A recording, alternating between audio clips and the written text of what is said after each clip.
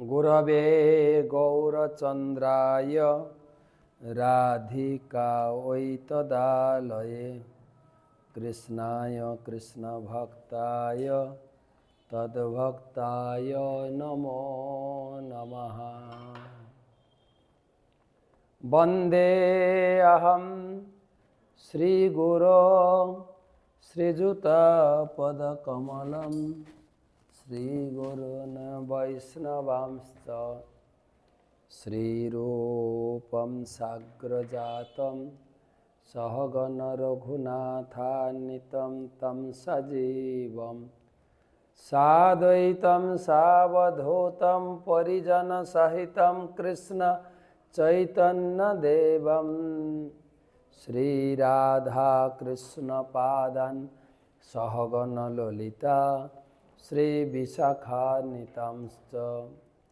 नमो ॐ विष्णुपादाय कृष्णप्रेष्ठाय भूतले श्रीमते भक्तिवेदान्त स्वामिनिति नामिने।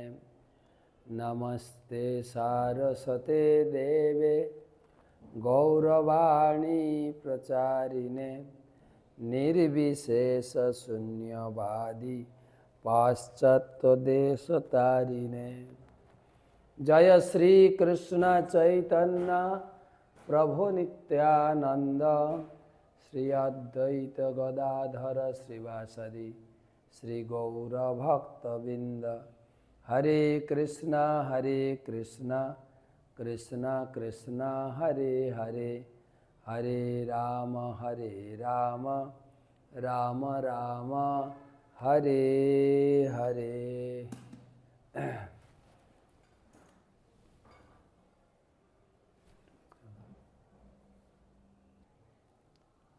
তো আজকে এটা বিশেষ দিন, বিশেষ শ্রী মাধবেন্দ্র পরিপাদের তিরোভাব দিবস পালন করলাম, যার অনুষ্ঠান স্বয়ং চৈতন্য মহাপ্রভু নিজে হাতে আড়ম্বর সহকারে ভক্তগণ সহ, তো অনেক বড় অনুষ্ঠান। সেখান থেকে শিল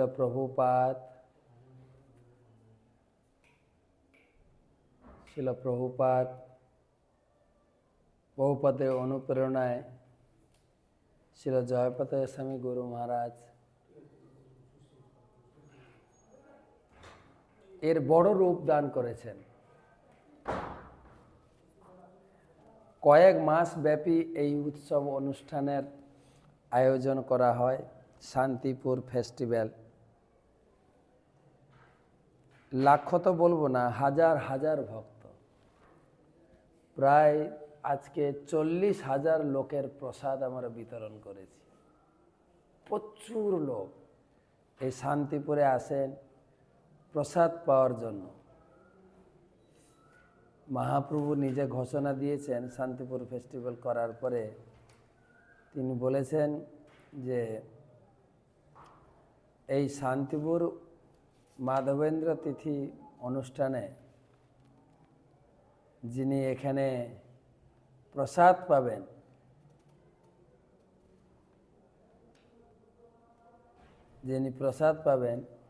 তিনি কৃষ্ণ প্রেম লাভ করবেন। সেই লোভে ভক্তরা ওখানে যান, প্রসাদ বিতরণ করেন এবং প্রসাদ পান, কৃষ্ণ কথা প্রচার, গ্রন্থ প্রচার।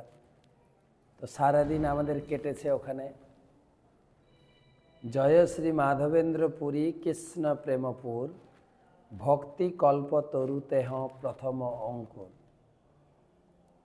এই ভগবানের প্রতি ভক্তির প্রেম ভক্তি আগে এসব ছিল না। মাধবেন্দ্রপুরীর আগে পর্যন্ত প্রেম ভক্তির প্রকাশ পাওয়া যায়নি। মাধবেন্দ্র পরিপাত থেকে শুরু হয়েছে। তাই ভক্তি কল্প তরুতেহ প্রথম অঙ্কুর। মহাপ্রভু নিজে মাধবেন্দ্রপুরীর অনেক গুণগান করেছেন। তিনি যখন সন্ন্যাস গ্রহণ করে শান্তিপুরে 10 দিন থাকার পর তিনি যখন পুরী যাচ্ছিলেন মায়ের নির্দেশ মেনে, তখন 6 জন ভক্ত সঙ্গে ছিল, নিত্যানন্দ, মুকুন্দ, জগদানন্দ, ব্রহ্মানন্দ, গদাধর আদি। সেই ভক্তদের সামনে রেমুনাতে বসে মাধবেন্দ্রপুরীর অনেক গুণগান করেছিলেন। প্রভু কয়ে নিত্যানন্দ করহ বিচার, পুরী সম ভাগ্যবান জগতে নাহি আর। দুগ্ধদান ছলে কৃষ্ণ যারে দেখা দিল, 3 বারে স্বপ্নে আসি যারে আজ্ঞা কইল। যার প্রেমে বশ হইয়া প্রকট হইলা, সেবায় অঙ্গীকার করি জগৎ তারিলা। যার লাগি গোপীনাথ ক্ষীর কইল চুরি, অতএব নাম হইল ক্ষীর চোরা হরি। মহাপ্রভু যেন শতমুখে মাধবেন্দ্রপুরীর গুণগান শুরু করেছে। অনেক বড় অধ্যায় চৈতন্য চরিতামৃতে, মধ্যলীলায় 4th পরিচ্ছেদ। আমরা প্রায় 21 দিন ব্যাপী সেটা চর্চা করি, মাধবেন্দ্রপুরীর চরিত।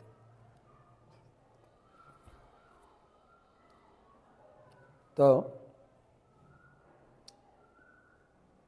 সেই মাধবেন্দ্রপুরীর কথা, শান্তিপুরের কথা আমরা আজকে আলোচনা করব। সর্বপ্রথম আপনাদের ধন্যবাদ, কৃতজ্ঞতা জানাই। গুরু মহারাজের চরণে প্রণাম নিবেদন করে তার অহেতুকী কৃপা আশীর্বাদ প্রার্থনা করি। নম ওং বিষ্ণুপাদায় কৃষ্ণ পৃষ্ঠায় ভূতলে শ্রীমতে জয়পতাকা স্বামী নীতে নামিনে। নম আচার্য পাদায় নিতাই কৃপা প্রদায়িনে। গৌর কথা ধামদায় নগর গ্রাম।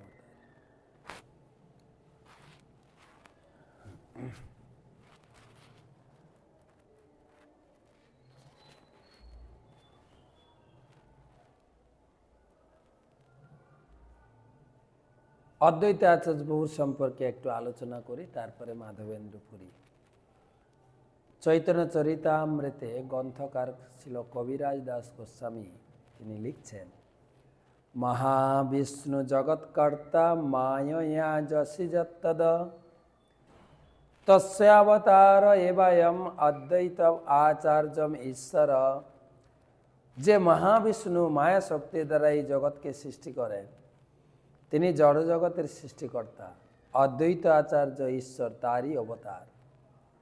অদ্বৈতম হরিনাদ্বৈতাচার্য ভক্তি সংসনাথ, ভক্ত অবতার মিশম তম অদ্বৈত আচার্যম আশ্রয়ে। ভগবান শ্রী হরি থেকে অভিন্ন তত্ত্ব, তাই তার নাম অদ্বৈত, এবং ভক্তি তত্ত্ব শিক্ষা দেন বলে আচার্য। সেই ভক্ত অবতার অদ্বৈত আচার্যকে আমি প্রণাম করি। তো অদ্বৈত আচার্য মহাপ্রভুর আগে জন্মগ্রহণ করেছিলেন। কেন? আচার্য গোসাই প্রভুর ভক্ত অবতার, কৃষ্ণ অবতার হেতু যাহার হুঙ্কার। এই জগতে মহাপ্রভুর অবতরণের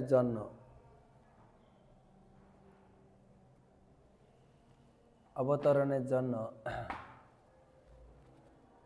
যিনি হুঙ্কার করেছিলেন, মহাপ্রভু নিজে অনেকবার বলেছেন, সুতিয়া আছিলু আমি ক্ষীরসাগর ভিতরে, নিদ্রা ভঙ্গ হইল মোর নাড়ার হুঙ্কারে।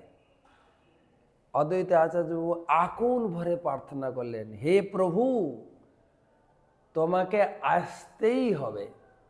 তার কারণ তিনি বলছেন, কৃষ্ণ যদি পৃথিবীতে করেন অবতার, প্রথমে করেন গুরু বর্গের সঞ্চার।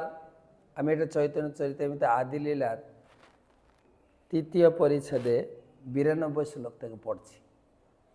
আপনারা হয়তো ভাববেন খাপছাড়া পড়ছেন কেন? তিথিতে একটু চর্চা করতেই হয়। যেহেতু আজকে মাধবেন্দ্র পুরী তিথি শান্তিপুর ফেস্টিভ্যাল, সেই জন্য এখানে একটু আলোচনার প্রয়োজন আছে। যা যা সারাদিন ভক্ত মুখে, গুরু মহারাজের মুখে, অন্যান্য আমার পরম পূজ্য গুরুদেবগণ যা যা বলেছেন সেইগুলোই আপনাদেরকে শোনাবো। তো অদ্বৈত আচার্যপ্রভু সম্পর্কে বলা হচ্ছে যে মহাপ্রভু বা কৃষ্ণ যখন পৃথিবীতে অবতরণ করেন তখন প্রথমে গুরুবর্গদের, তার ভিতরে একজন গুরু হচ্ছেন অদ্বৈত আচার্য। পিতামাতা গুরু আদি যত মান্যগণ প্রথমে করেন সবার পৃথিবীতে জনম। মাধব ঈশ্বর পুরী শচী জগন্নাথ, অদ্বৈত আচার্য প্রকট হইলা সেই সাত। গুরুবর্গ কারা? না মাধবেন্দ্র পুরী, ঈশ্বর পুরী, শচী মাতা, জগন্নাথ মিশ্র, অদ্বৈত আচার্য, সব গুরুজন। তাদের জন্ম হয়েছিল আগে। প্রকটিয়া দেখে আচার্য সকল সংসার, কৃষ্ণ ভক্তি গন্ধহীন বিষয় ব্যবহার। তিনি জগতে অবতীর্ণ হয়ে তিনি দেখলেন যে কৃষ্ণ ভক্তিহীন সারা জগৎ, কেউ কৃষ্ণ ভক্তি করছে না। কেহ পাপে কেহ পুণ্যে করে বিষয় ভোগ, ভবরোগ ভক্তিগন্ধ নাই যাতে যায় ভবরোগ।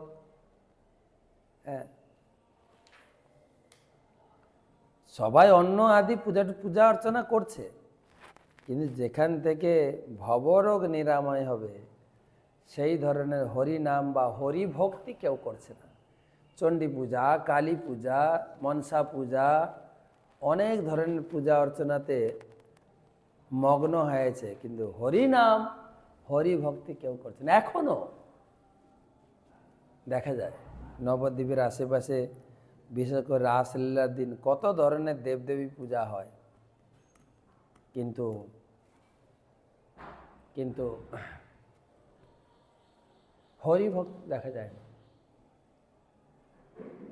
লোকগতাগতি দেখে আচার্য করুণ হৃদয়, বিচার করেন লোকের কইছে হিত হয়। আর এই ধরনের লোকের অবস্থা দেখে যে এরা উদ্ধার পাবে কি করে, তাদের প্রতি করুণা হৃদয় হয়ে অদ্বৈত আচার্য চিন্তা করতে লাগলেন এদের হিত কিসে হবে। আপনি কৃষ্ণ যদি করেন অবতার, আপনি আচারী ভক্তি করেন প্রচার। নাম বিনা কলিকালে ধর্ম নাহি আর, কলিকালে কইছে হবে কৃষ্ণ অবতার। ভগবান যদি নিজে এসে উদ্ধার করেন এদের, তবে সম্ভব এদের উদ্ধার, না হলে অসম্ভব। আবার কলিকালে তো কৃষ্ণ অবতরণ করবেন না, তাহলে এদের উদ্ধার হবে কি করে?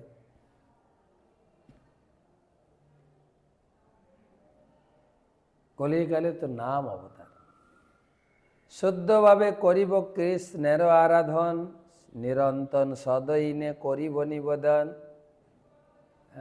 আমি এখানে শান্তিপুরে বসে গঙ্গার তীরে গঙ্গা জল তুলসী পাতা দিয়ে আমি শালগ্রাম আরাধনা করে আকুলভাবে ভগবানকে ডাকব।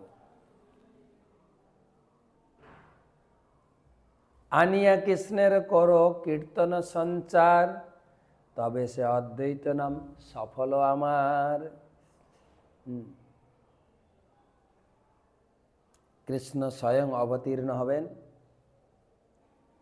তবে আমার অদ্বৈত নাম সার্থক।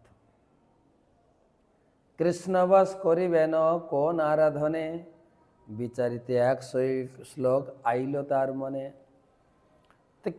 কৃষ্ণকে আরাধনা করব, কিন্তু কিভাবে কৃষ্ণ তাড়াতাড়ি কিসে খুশি হয়, এই চিন্তা করে অদ্বৈত আচার্যবাবু শাস্ত্র থেকে একটা শ্লোক তার মাথায় মনে এসছে। শ্লোকটা আমাদের গৌতমীয় তন্ত্র থেকে উদ্ধৃত। তুলসী দল মাত্রেণ जलस्य चुलुकेन वा विक्रीणिते समात्मानं भक्तेभ्य भक्तवत्सल। तुलसी दल मात्रेण जलस्य चुलुकेन वा विक्रीणिते समात्मानं भक्तेभ्य भक्तवत्सल। যে ভক্ত নিষ্ঠা সহকারে একটি মাত্র তুলসী পত্র ও এক অঞ্জলি জল দিয়ে ভগবানকে আরাধনা করেন, ভগবান তার বশীভূত হয়ে যায়। তাহলে কত সুন্দর! তাহলে আমি তুলসী পাতার গঙ্গা জল দিয়ে ঈশ্বরকে নিরন্তর প্রার্থনা করব, ডাকব।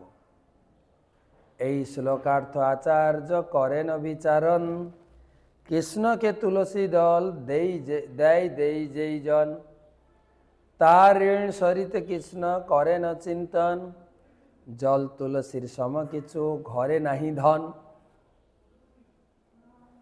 এই শ্লোকটা বিচার করে তিনি চিন্তা করলেন, কৃষ্ণকে যদি একটু তুলসী আর গঙ্গা জল দিয়ে পূজা করা হয়, কৃষ্ণ তার ঋণ কখনো শোধ করতে পারেন না। এই কথা বিবেচনা করে অদ্বৈত আচার্য বললেন, এটা দিয়ে আমি পূজা শুরু করব। গঙ্গা জল তুলসী মঞ্জরি অনুখান, কৃষ্ণ পাদ পদ্ম ভাবি করে সমর্পণ। গঙ্গা জল এবং তুলসী মঞ্জরি দিয়ে কৃষ্ণ পাদ পদ্ম আরাধনা করে অঞ্জলি অর্পণ করছেন। কৃষ্ণের আহ্বান করে করিয়া হুঙ্কার, এমতে কৃষ্ণের করাইল অবতার। তো কৃষ্ণকে প্রার্থনা করছেন, হে কৃষ্ণ তুমি অবতীর্ণ হও, চৈতন্য অবতারে এই মুখ্য হেতু, ভক্তের ইচ্ছায় অবতরে ধর্ম সেতু। যিনি ধর্মকে রক্ষা করেন, ধর্ম সেতু ভগবান কৃষ্ণ অদ্বৈত আচার্যের প্রার্থনায় তিনি জগতে অবতীর্ণ হয়েছেন। তং ভক্তি যোগ পরিভাবিত হিত সরোজ, আসে শ্রুতে ক্ষিতপথ নন্নাথ পুংসাম, যদ্ধিয়াত উরুগায় বিভাবয়ন্তি, তদ্বপু প্রণয়সে সদনুগ্রহায়। হে নাথ, তুমি সর্বদা তোমার ভক্তদের শ্রবণ ও দর্শন পথে বিহার করো। ভক্তিযোগ প্লুত তাদের হৃদয় পদ্মে তুমি সর্বদা অবস্থান করো। হে উরুগায় ভক্তবৃন্দ, তাদের হৃদয়ে তোমার যে নিত্য স্বরূপ বিভাবন করেন, তাদের প্রতি অনুগ্রহ করে তুমি তাদের কাছে তোমার নিত্য স্বরূপ প্রকট করে থাকো।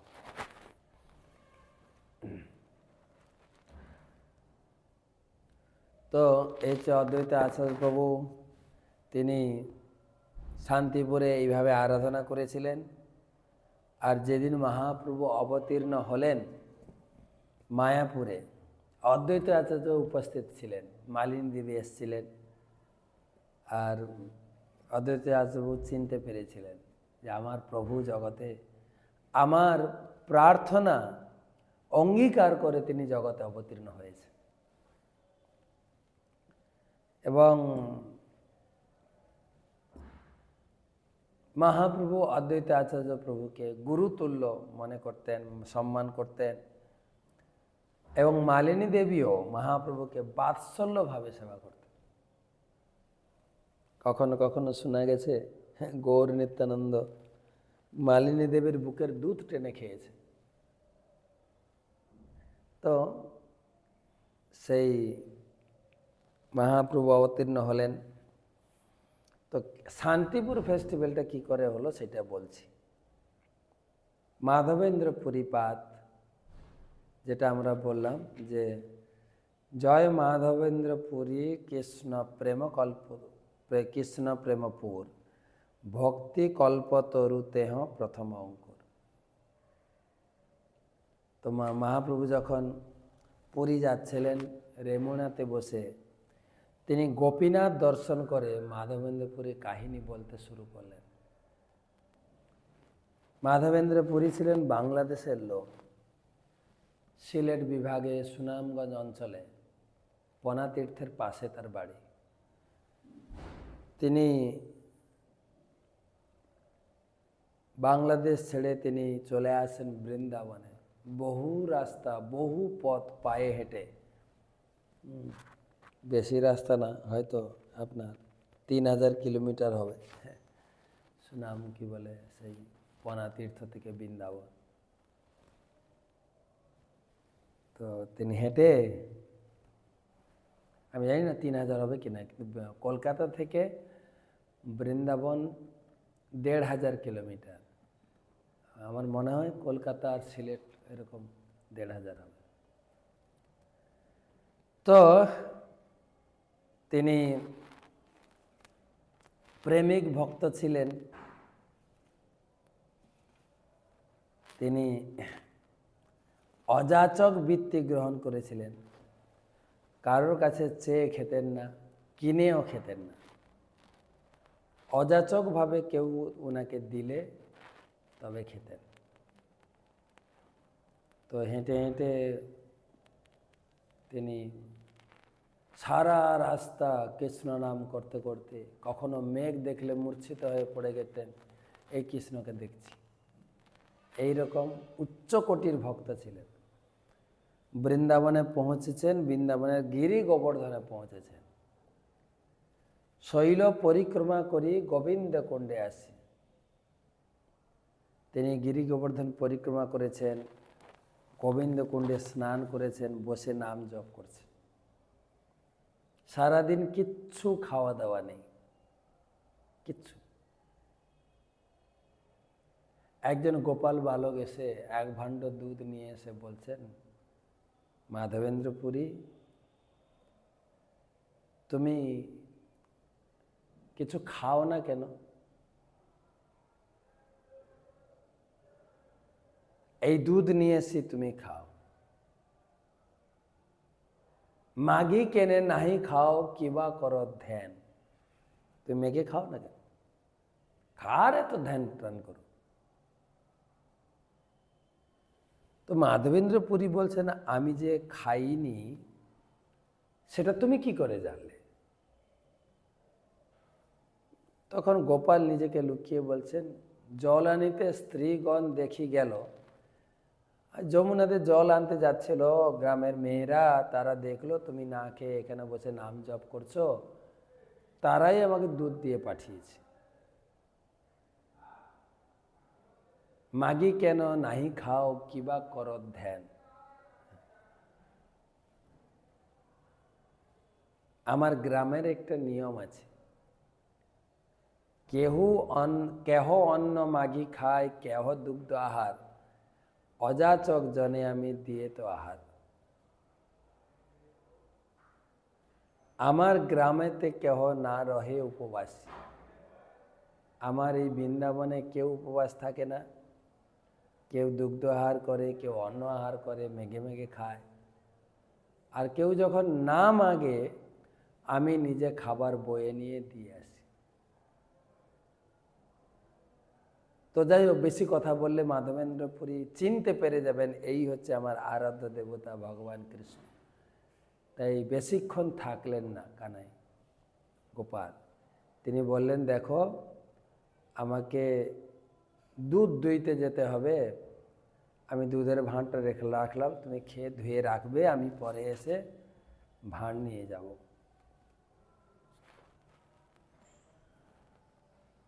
তো দুধ পান করে তিনি অপেক্ষা করছেন, কিন্তু আর গোপাল এলো না। সেই গোপ বালক আর এলো না। সারা রাত বসে বসে জপ করছেন বহুত। তখন শেষ রাত্রে একটু তন্দ্রা এসেছে। তন্দ্রাচ্ছন্ন অবস্থায় দেখছেন, বহুদিন তোমার পথ করি নিরীক্ষণ, কবে আসি মাধব আমা করিবে সেবন। দেখছেন ওই বালক হাত ধরে একটা কুঞ্জের ভিতরে নিয়ে গেল, দিয়ে বলছেন, মাধবেন্দ্র পুরী, আমি এইখানে এই জঙ্গলের মধ্যে বহু দিন ধরে পড়ে আছি। আমার বড় মন্দির ছিল, গিরি গোবর্ধনধারী মন্দির। কিন্তু আমার পূজারীরা একবার ম্লেচ্ছ ভয়ে আমাকে মন্দির থেকে বের করে জঙ্গলের ভিতরে রেখে পালিয়ে গেছে। ততদিন থেকে আমি এই জঙ্গলে পড়ে আছি। শীত বস্ত্র তাপাগ্নিতে বহু দুঃখ পাই, আমি অনেক কষ্ট ভোগ করছি। তো দূরে তখন বহুদিন তোমার পথ করি নিরীক্ষণ, কবে আসি মাধব আমা করিবে সেবন, তোমার প্রেম বসে করি সেবায় অঙ্গীকার, দর্শন দিয়া নিস্তারিব জগত সংসার। জানো কতদিন ধরে অপেক্ষা করছি, তুমি আসবে, আমাকে উদ্ধার করবে, আমার সেবা বিস্তার করবে, সেই অপেক্ষায় আমি আছি। তোমার হাতে সেবা নিয়ে আমি এখান থেকে উদ্ধার হয়ে জগৎ জীবকে দর্শন দিয়ে উদ্ধার করব।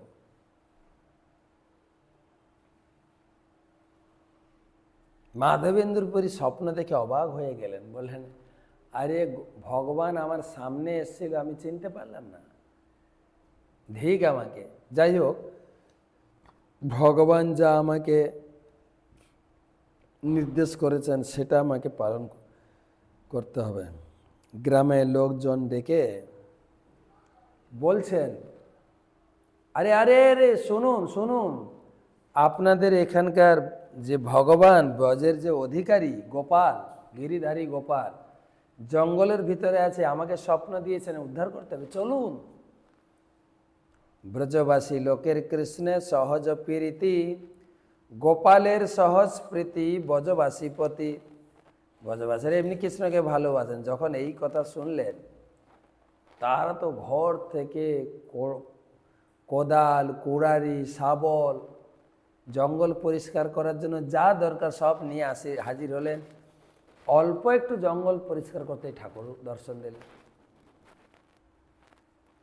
কিন্তু ঠাকুর এত ভারী ছিল, মহা মহা বলিষ্ঠ লোক নারে নাড়াইতে, চৈতন্য চৈতন্যের কথা। বড় বড় খুব শক্তিশালী লোক দিয়েও ঠাকুরকে নড়ানো চড়ানো গেল না। কিন্তু মাধবেন্দ্রপুরী স্পর্শ করতে ঠাকুর হালকা হয়ে গেলেন। ঠাকুরকে মাধবেন্দ্রপুরী কুঞ্জ থেকে, জঙ্গল থেকে বের করে গিরি গোবর্ধনের উপরে একটা পাথর দিয়ে দাঁড় করে, আরেকটা পাথর পিছনে দিয়ে, মাথায় একটা দিয়ে মন্দির বানিয়ে অভিষেক করলেন। অভিষেক করলেন, অন্নকূট মহোৎসব করলেন। ধীরে ধীরে গোপালের সেবা বিস্তার হতে লাগলো। একদিন প্রায় 2 বছর পরে একদিন গোপাল আবার মাধবেন্দ্রপুরী স্বপ্নে এসছে। মাধবেন্দ্রপুরী, তুমি আমার এত সেবা করছো, আমি খুব খুশি, কিন্তু একটা কথা জানো, আমার গায়ে এখন ঠান্ডা হচ্ছে না।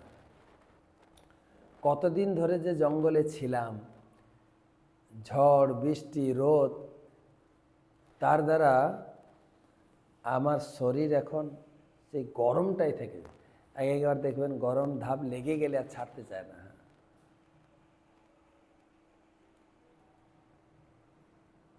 আমি একবার বৃন্দাবন গেছিলাম ডিসেম্বর মাসের কনকনে শীতের সময়, মাইনাস কত যেন 2 না 3 চলছিল। তো আমি গেছি, যমুনা স্নান করেছি, রাধাকুণ্ড স্নান করেছি, আর আরও এত ঠান্ডা লেগে গেছে। রাত্রে শুয়েছি, একদম মোটর চালিয়ে গরম হাওয়া দেওয়া হয়েছে কম্বলের ভিতরে, তাও ঠান্ডা যাচ্ছে না। তারপরে কিভাবে কয়েকদিন থেকে যখন ফিরলাম, আগ্রাতে এসে ট্রেনে এসি কামরাতে বসলাম, ধীরে ধীরে ধীরে ধীরে একটু শরীরটা ঠিক হলো। বা আমার মনে আছে যখন আমরা নেপাল গেছিলাম, উপরে এত ঠান্ডা লেগে গেছে, মানে আমি যেন, আমার দম বন্ধ হয়ে গেছে। তো 10খানা কম্বল ছাপিয়ে, নাক মুখ বন্ধ করে, মানে পুরো ঢাকা দিয়ে, সে আর যাচ্ছে না ঠান্ডা, এই যে দম যায় এত ঠান্ডা। তারপরে অনেক কষ্টে যখন নিচে নামলাম ধীরে ধীরে, হ্যাঁ ঠাকুর এখানে বলছেন যে আমার যে ওই গরম লেগে গেছে না, গরমটা আর যাচ্ছে না। তুমি এত স্নান করাচ্ছ ঠিক আছে, জল ঢালছ, জল, দুধ, দই, ঘি, কিন্তু ঠান্ডাটা কি বলে, গরমটা এত লেগে গেছে, গরমটাই ঠান্ডা হচ্ছে। তখন মাধবেন্দ্র পুরীপাদ বললেন, প্রভু আমি কি সেবা করতে পারি? তখন গোপাল বললেন, তুমি যাও আমার জন্য মলয়জ চন্দন নিয়ে আসো নীলাচল থেকে, পুরী থেকে। আবার কত রাস্তা জানেন, তাও ধরুন 2200 কিলোমিটার রাস্তা। বৃন্দাবন থেকে কলকাতা আসতে হবে, কলকাতা থেকে আবার পুরী। তো মাধবেন্দ্র পুরী যখন আসছিলেন, শান্তিপুরে কিছুদিন ছিলেন, অদ্বৈত আচার্যের ভক্তিতে অভিভূত, তার সেবা নিয়েছেন এবং তাকে দীক্ষা দিয়েছেন। অদ্বৈত আচার্য প্রভু হচ্ছেন সরাসরি মাধবেন্দ্র পুরীর শিষ্য, আর মহাপ্রভু হচ্ছেন মাধবেন্দ্র পুরীর শিষ্য, ঈশ্বরপুরীর শিষ্য। তাই পরম গুরুদেবের মহিমা কীর্তন করছেন। পদ হাঁটতে হাঁটতে রেমুনা পৌঁছেছেন। রেমুনাতে গোপীনাথকে দেখে প্রসন্ন হয়ে গেছেন। জিজ্ঞাসা করছেন, কি ভোগ লাগে গো? পূজারীকে জিজ্ঞাসা করেন, মনে হয় খুব উত্তম ভোগ দিয়ে গোপীনাথের সেবা করেন, যদি একটু বলেন। বলছে, দ্বাদশ ভাণ্ড অমৃতকেলি ক্ষীর ভোগ লাগে। সঙ্গে সঙ্গে ইচ্ছা হলো একটু যদি ক্ষীর খেতে পারতাম। পরে আবার নিজেকে ধিক্কার দিয়ে বললেন, আরে আমি তো কারোর কাছে চেয়ে খাই না, আমার ভিতরে এই বাসনা কেন যাচ্ছে? তিনি মন্দির ছেড়ে পাশে হাট চালাতে গিয়ে সারা দিন এত পথ হেঁটেছেন, সারা দিন সারা রাত কিছু খাওয়া দাওয়া নেই, বসে জপ করছেন। এদিকে গোপীনাথ পূজারীকে রাত্রে তুলেছেন, এই পূজারী উঠো উঠো, তুমি কতগুলো ভোগ লাগিয়েছিলে আজকে? বলছে 12টা ক্ষীর ভোগ। কটা সরিয়েছে? বলছে 12টা সরিয়েছে। বলছে না, 11টা সরিয়েছে, আরেকটা আমার আঁচলের নিচে রাখা আছে, তো তুমি এটা নিয়ে মাধবেন্দ্রপুরীকে। আর মাধবেন্দ্রপুরী পেয়ে তো কি আনন্দ! মাধবেন্দ্রপুরী খেলেন, পরে চিন্তা করলেন কালকে সকালে এই পূজারীটা আমার নাম বলে দেবে গ্রামে, প্রচুর লোক আসবে আমাকে দেখতে, আমি এখানে থাকবো না। প্রতিষ্ঠার স্বভাবেই জগতে বিদিত, যে না বাঞ্ছে তার হয় বিধাতা নির্মিত। প্রতিষ্ঠার ভয়ে পুরী রহে পলাইয়া, কৃষ্ণ প্রেমে প্রতিষ্ঠা চলে সঙ্গে গড়াইয়া। প্রতিষ্ঠার ভয়ে পালিয়ে গেলেন, কিন্তু লোকে জানতে পেরে গেছে মাধবেন্দ্র পুরীতে গেছেন। তিনি চন্দন কালেকশন করে আবার রেমুনা ফিরছেন, ওইটাই রাস্তা ফেরত। তখন গোপাল আবার স্বপ্ন দিয়েছে। গোপাল আসিয়া কহে, শুনহ মাধন, কর্পূর চন্দন আমি পাইলাম সব। গোপাল বলছেন যে আর কর্পূর চন্দন তোমাকে বয়ে নিয়ে যেতে হবে না, তো তিনি এইখানে গোপীনাথের গায়ে লাগাও, তাহলে আমি পেয়ে যাব। তো তারপরে মাধবেন্দ্রপুরী ওখানে থেকে গেছেন, আর শেষ জীবন ওখানে রেমুনাতে কাটিয়েছেন। একটা শ্লোক বলতে বলতে তার জীবন উৎসর্গ হয়েছে। ওই দীন দয়ার্ধ নাথ হে মথুরা নাথ, কদা অবলক্ষ্যসে হৃদয়ম তৎ লোক কাতরম দ্বৈত ভ্রাম্যতি কিম করম অহম।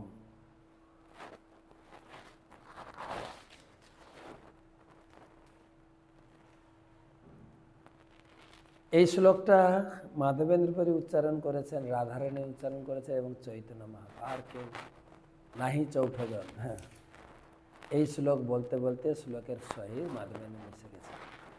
তার এই তিরোভাব তিথি আজকে। এই তিরোভাব তিথিতে মহাপ্রভু, নিত্যানন্দ প্রভু, অদ্বৈত আচার্য প্রভু তিনজন মিলে শান্তিপুরে বিশাল তিরোভাব মহোৎসব পালন করেছিলেন। বহু লোককে প্রসাদ পাওয়ানো হয়েছে, কীর্তন হয়েছে, মাধবেন্দ্রপুরীর কথা বহু আলোচনা হয়েছে। তো সেইটাকে কেন্দ্র করে মহাপ্রভু ঘোষণা দিয়েছেন, এই যে মাধবেন্দ্রপুরী পদের তিরোভাব মহোৎসবে যারা অংশগ্রহণ করলেন, যারা রান্না করেছেন, প্রসাদ খেয়েছেন, প্রসাদ বিতরণ করেছেন, অন্যান্য যা যা সেবা ছিল অংশগ্রহণ করেছেন, তারা সবাই কৃষ্ণ প্রেম লাভ করবেন। জীবনের শেষে ভগবত ধামে ফিরে যাবেন। বলছেন মহাপ্রভু নিজে বলছেন,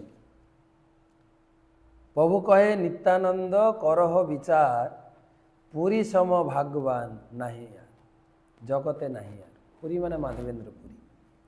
দুগ্ধদান ছলে যারে দেখা, দুগ্ধদান ছলে কৃষ্ণ যারে দেখা দিল, 3 বার স্বপ্নে আসি যারে আজ্ঞা। 3 বার স্বপ্নে দিয়েছে গোপালকে উদ্ধার করার জন্য, চন্দন আনার জন্য।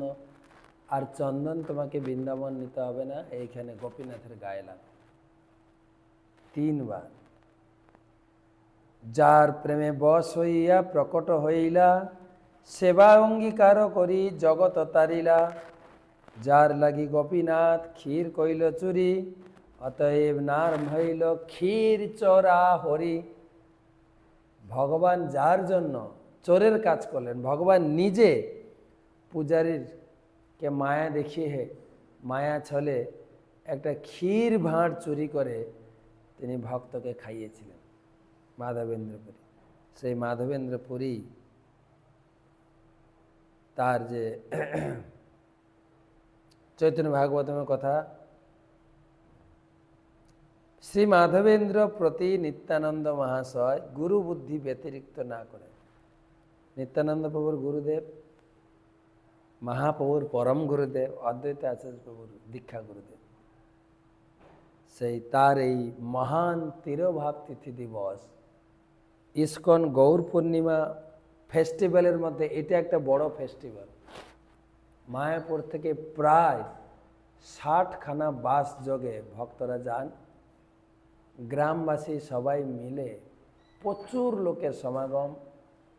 আমাদের এখানে বাংলায় যত আখড়া, যত সম্প্রদায়, অপসম্প্রদায় সব আসেন, যে যার কার্যকলাপ করে। কেউ বাউল গাইছেন, কেউ হরিনাম করছেন, কেউ আরও কিছু করছেন।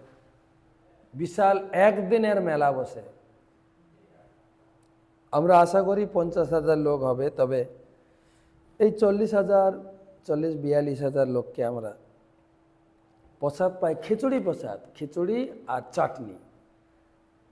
এই প্রসাদ পাওয়ার জন্য লোকের লাইন, গ্রাম ভেঙে ভেঙে। 40,000 লোক মনে করছেন কম নাকি? তো তারা এসে সেই মাধবেন্দ্র পুরী পাতের কথা, যদি আপনারা অনেকেই এসছেন, হয়তো যারা আসেননি তারা পরবর্তী বছর ঠিক গৌর পূর্ণিমার যে আগের একাদশী, আমলকি একাদশীর পরের দিন মাধব দ্বাদশী, মাধব তিথি বলা হয়, সেই তিথিতে এই উৎসব পালিত হয়। আমার গুরুদেব তিনি স্বয়ং এই উৎসবটা মিস করেন না। আজকেও তিনি এসেছিলেন, নিজে হাতে ভক্তদের প্রসাদ পাইয়েছেন, ভক্তদের ধন্যবাদ জানিয়েছেন এবং সবাইকে ঘোষণা দিয়েছেন, যারা এই মাধবেন্দ্র পুরী উৎসবে অদ্বৈত শ্রীপাঠে এসেছেন আপনারা ধন্য। এখানে অদ্বৈত প্রভু গৌরাঙ্গ মহাপ্রভুকে আরাধনা করে জগতে অবতীর্ণ করিয়েছিলেন। সেই স্থান গঙ্গার তীরে, গঙ্গা জল এবং তুলসী মঞ্জরি দিয়ে, তুলসী দল মাত্রেণ জলস্ব চুলুকে নবা বিক্রিণীতে সমাত্মান ভক্তে বা ভক্তবৎসল। ভক্তবৎসল ভগবান তুলসী আর গঙ্গা জলে অর্পণে অতীতপ্রীত হন। অদ্বৈত আচার্য সেটা করে দেখিয়েছেন। অদ্বৈত শ্রীপাঠ বাবলা, শান্তিপুর, সত্যি শান্তি। যারা এসছেন বারে বারে, আমি তো প্রতি বছর যাই, এই উৎসবটা ছাড়ি না। গুরু মহারাজ খুব উৎসাহ দেন সবাইকে। তো কখনো আপনারা আসবেন শান্তিপুর, মায়াপুরে এলে শান্তিপুর উৎসব দর্শন করবেন, একবার না একবার প্রসাদ পাবেন। তো সেই শান্তিপুরের কথা শোনালাম। অদ্বৈত আচার্য প্রভু কি জয়, মাধবেন্দ্র পুরীপাত কি জয়, সপার্ষদ গৌর হরি কি জয়, জগৎগুরু শিল প্রভুপাত কি জয়, সমবেত ভক্তবৃন্দ কি জয়, শান্তপুর নিবাসী ভক্তবৃন্দ কি জয়। জয় গৌর হরি। গৌর পূর্ণিমা উৎসব কি